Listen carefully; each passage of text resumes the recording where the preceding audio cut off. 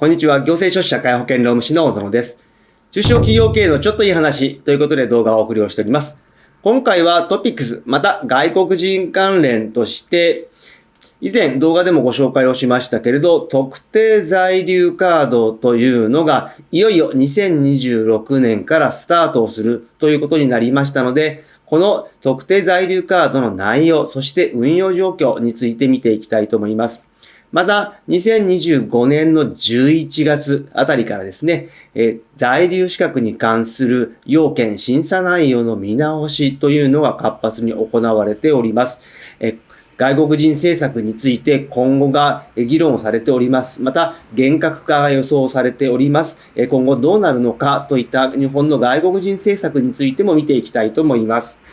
今回の概要ですけれど、まずは日本にいる在留外国人の数について見ていきたいと思います。もうすでに外国人比率 10% 時代なんという言葉が出てきておりますけれど、いよいよですね、日本における外国人比率も 10% に向かってどんどん上昇していっている。一部の自治体においては 10% をすでにもう超えているところもあるという状況になっております。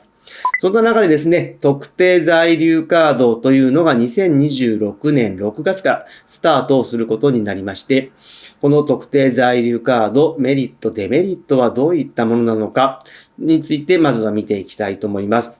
そして2025年10月、11月あたりからですね、日本の今後の外国人政策というのが見直しをされ始めておりまして、いわゆる転換期にあたると感じております。なぜこのような転換期を迎えることになったのかについて見ていった上で、今現状議論をされている話題に上っている在留資格の要件審査の厳格化の内容について、また在留資格申請における手数料の値上げについて少し見ていきたいと思います。そして最後に注意点とまとめという形です。まずは日本における在留外国人の人数の推移を見ていきますけれど、もう今現状はですね、毎年過去最高を更新という状況になっておりまして、在留外国人数は令和7年の6月末現在で395万人という状況になっております。そして日本の人口約1億2000万人になりますので、外国人比率は今現状で 3.3% ほどという形になっております。ただですね、予測によりますと2040年には全体の人口の 10% を超えるという予測も出ている中で、もうすでに27の市区町村では 10% を超えているところがあるということです。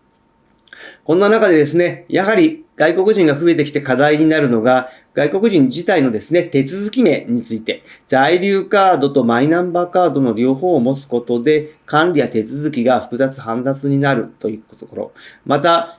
日本人と外国人との共生になりますので、地域社会との摩擦、共生環境の整備といったところもより進めていかなければいけないという課題名も出てきているという状況になっております。そんな中ですね、手続き名に関してより一本化をして効率化をするためのものとして、特定在留カードというのが2026年、令和8年6月14日からスタートをするという形になっております。これはですね、サンプルとして公表されているものですけれど、このような形でマイナンバーカード、個人番号カード、そして在留カードと併記をしておりまして、通常のマイナンバーカードに在留カードの内容が記載をされているという状況になっております。これによってですね、管理や手続きが1枚でできますので、シンプルになってくる。また行政としてはですね、税や社会保険、労働保険関係の情報をで連携ができるといったメリット、また不正受給や不法就労の抑制に役立つという形になっております。ただしですね、こちら取得は任意になっておりますので、希望する方が望めば特定在留カードの発行ができると。また、従来ですね、特定永住者の証明書というのがありましたけれど、こちらもですね、一体化をされまして、特定特別永住者カードという名前で発行されるという形になっております。このような形でですね、マイナンバーと在留カードの紐付け、そして一体化というのが進められてくる中、今日本の外国人政策というのは転換期を迎えているのではないかなというふうに思っております。まずはですね、日本の外国人政策の転換期、なぜこのような状況になっているのかと言いますと、やはりですね、新型コロナウイルス感染症が終わった後にですね、やはり人手不足を解消するためになし崩し的に受け入れを行ってきたといったところ、それがですね、特定技能制度であったり、育成就労制度、そして技能実習制度の弊害といった部分もありますけれど、このあたりへのですね、やはり受け入れ体制が十分ではない中でのなし崩し的な受け入れに対する反省というのがまずはあります。ただ一方でですね、今、地方の外食業、介護に関しては、外国人の方の受け入れを行っていてもですね、求人のマッチング不成立というのが非常に増えてきている状況ではありますので、そのあたりは問題になってきているところではあります。またその他にですね、制度の不正利用や人権問題に関して、国内外からの批判があったということで、いわゆる技能実習制度もそうですし、あとはですね、在留資格取得に関する形骸化ですね、見せかけの留学であったり、お金で買う在留資格である経営管理、こういった部分での批判があったところではあります。また、税、社会保険、治安などにおける公的な負担の公平性の確保という形で、医療費未払いの問題が上がっておりますけれど、このあたりの部分に関して、より踏み込んで検討しなければいけなくなってきた。またですね、世論や政治状況への配慮ということで、やはりオーバーツーリズム問題が出てきておりますので、こういった中で、今、外国人政策を改めて見直す必要があるという形になってきている。またですね、世界から見ると日本は円安な状況でもありまして、賃金が比較的安い国になっているので、もうすでに東南アジアからは選ばれない国になりつつあるという部分で、そのあたりとのバランスが難しいかなというふうに思います。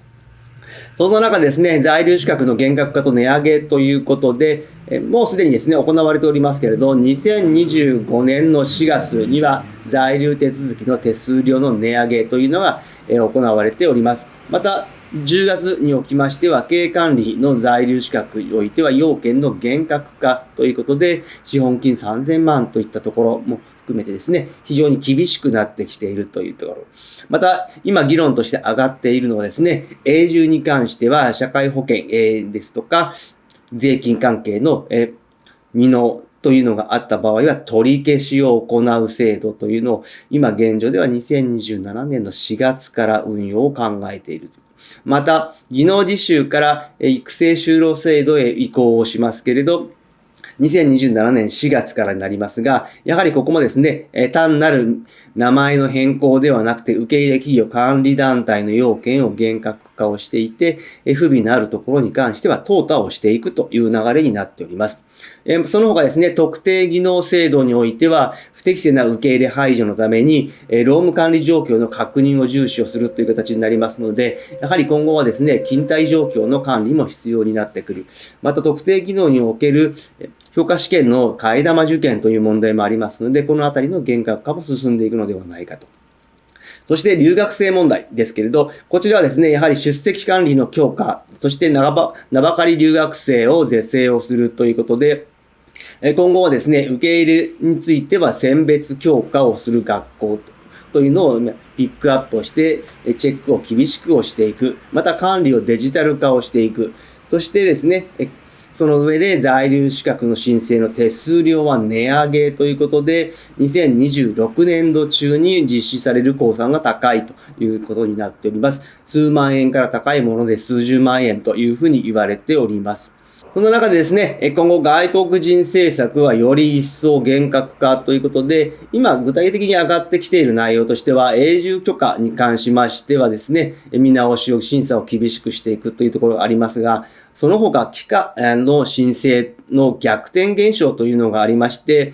帰化申請は居住要件5年、永住許可に関しましては10年という逆転現象がありますので、こういった部分を揃えていく、そして単に年数ではなく実質を見ていくといったところを非常に重視をして議論をされている。また、不法就労助長罪につきましても、2024年に厳罰化されておりますけれど、より一層ですね、厳しくなっている。2025年の11月には、このゼロプランの強力な推進というのは謳われておりますので、今後外国人を受け入れる側としても知らなかったうっかりでは通用しなくなってくるという状況になっております。そして、ここには書いておりませんけれど、その他の情報として、留学生の資格外活動の許可申請も厳しくなってくるという情報が入っております。今は包括申請になっておりますけれど、今後資格外活動を行う場合には、アルバイト先の企業の明らかにした上で申請をして個別審査を行っていくという情報も入っ